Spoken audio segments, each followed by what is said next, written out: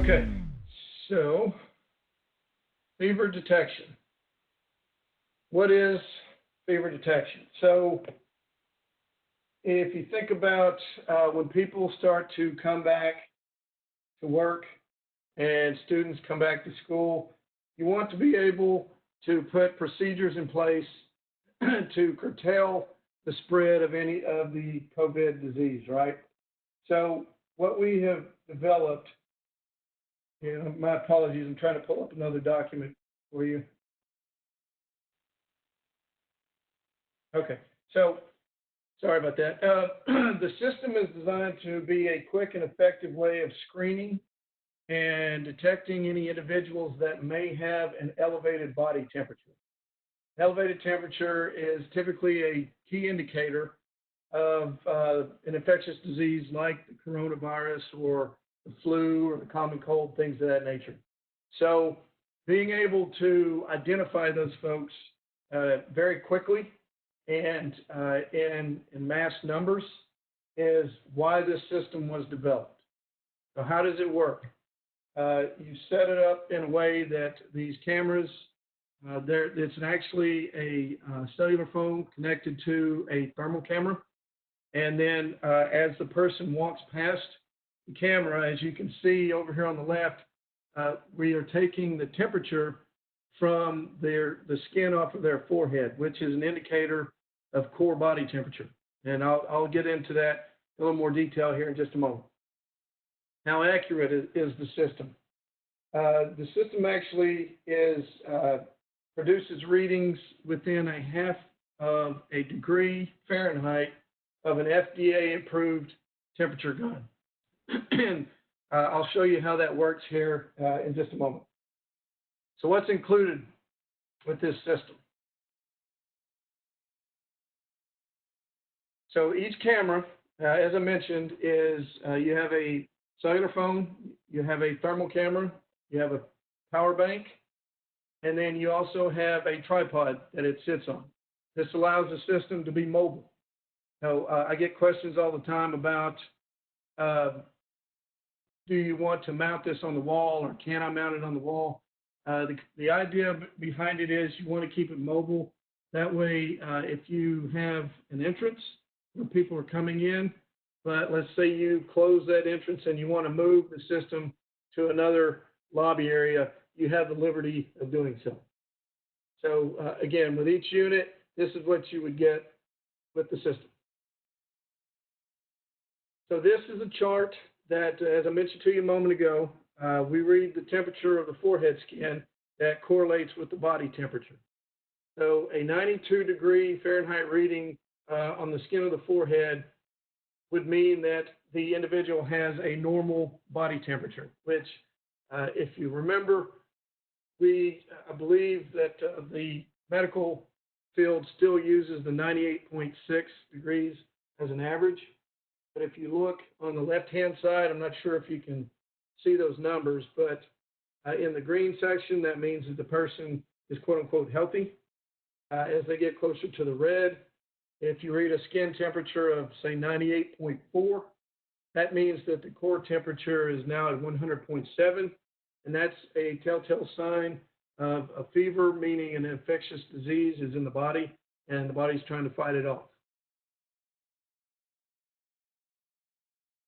Some of the frequently asked questions with this system is, do I have to register it with a wireless carrier? The answer is no. These phones are downloaded with the AI software that is used to read temperatures.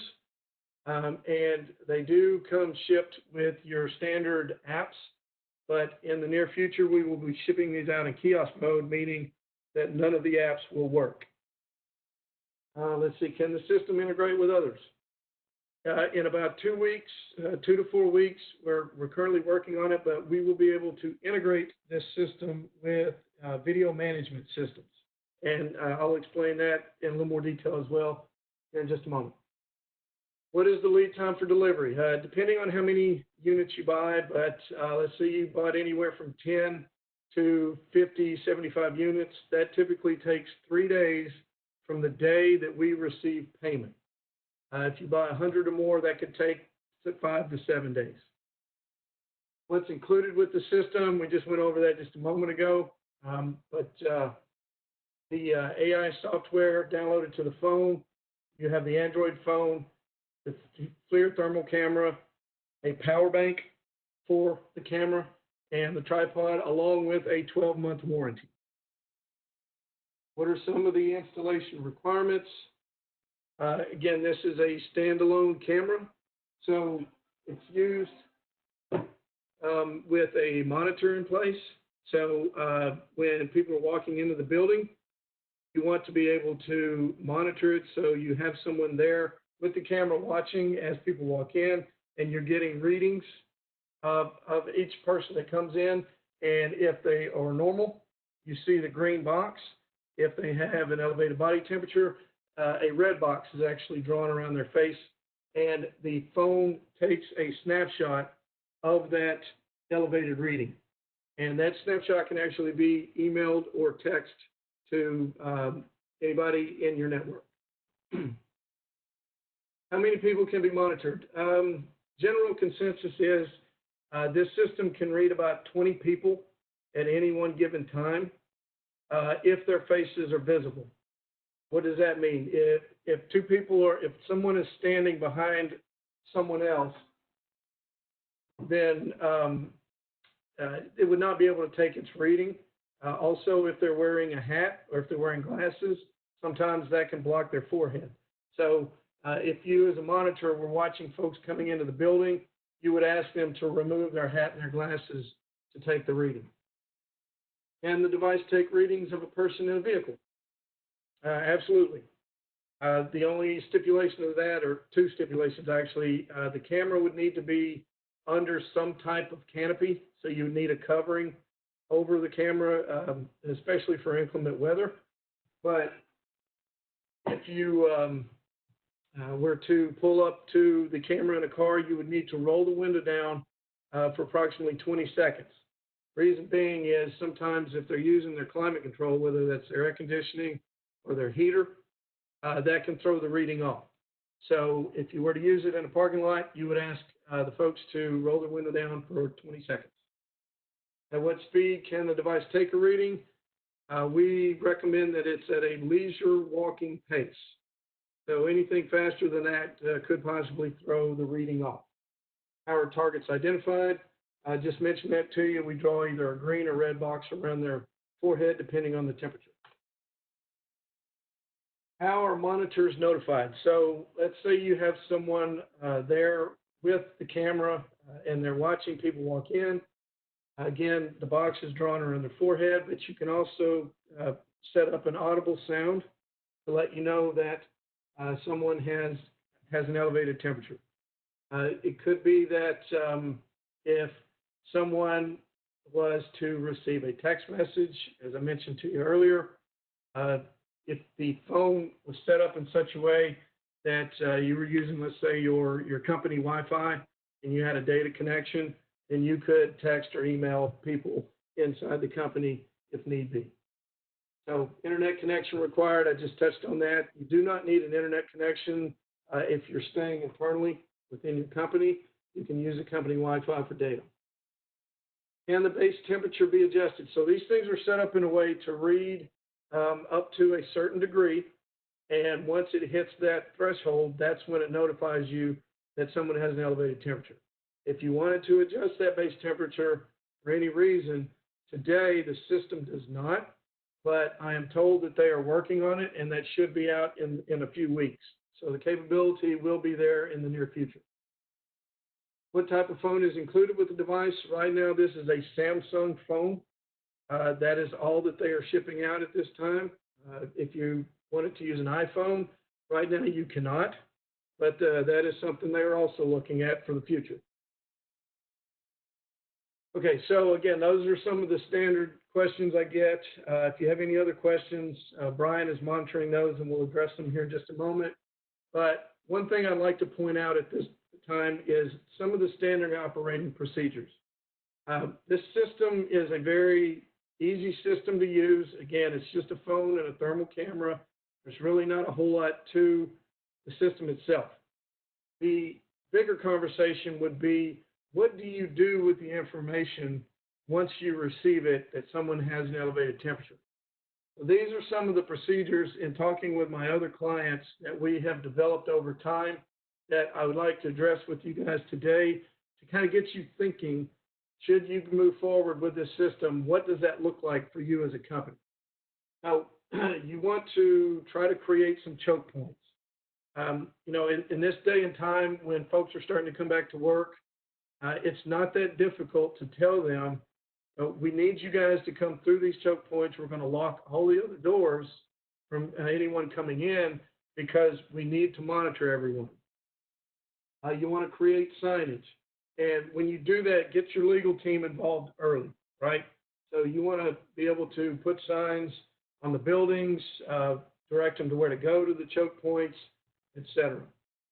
You want to notify your employees before they return to the office. Call them, email them, let them know that this is coming so they're not caught off guard. What happens if a test fails? So currently, some of our clients are telling their employees to go home and work from home. They fail a test.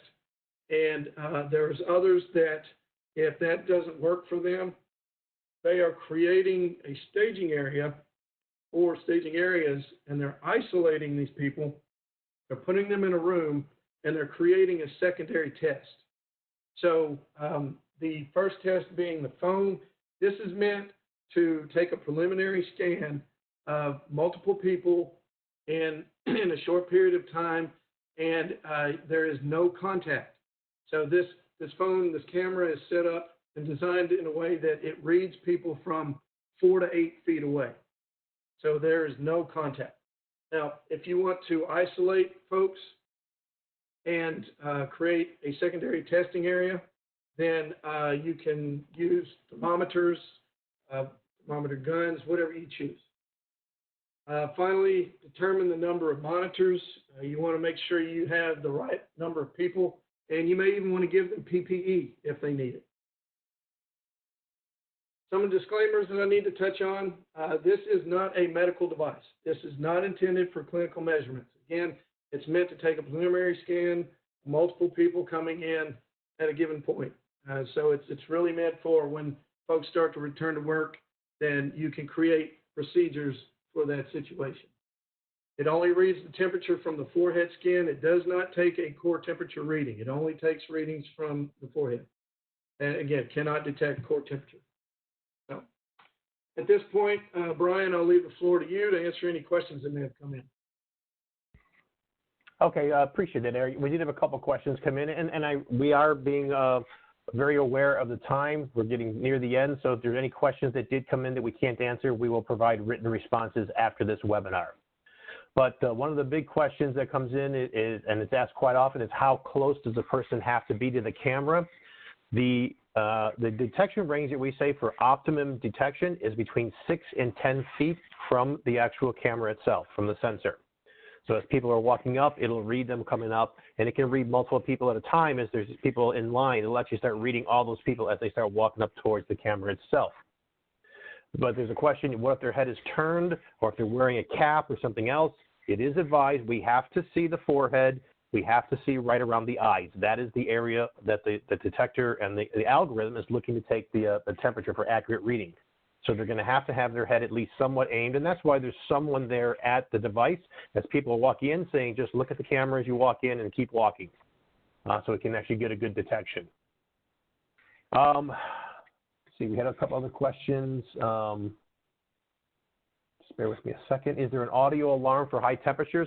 That is an option. You can, as Eric said earlier, we put a red box around the image if it detects a high temperature on that person.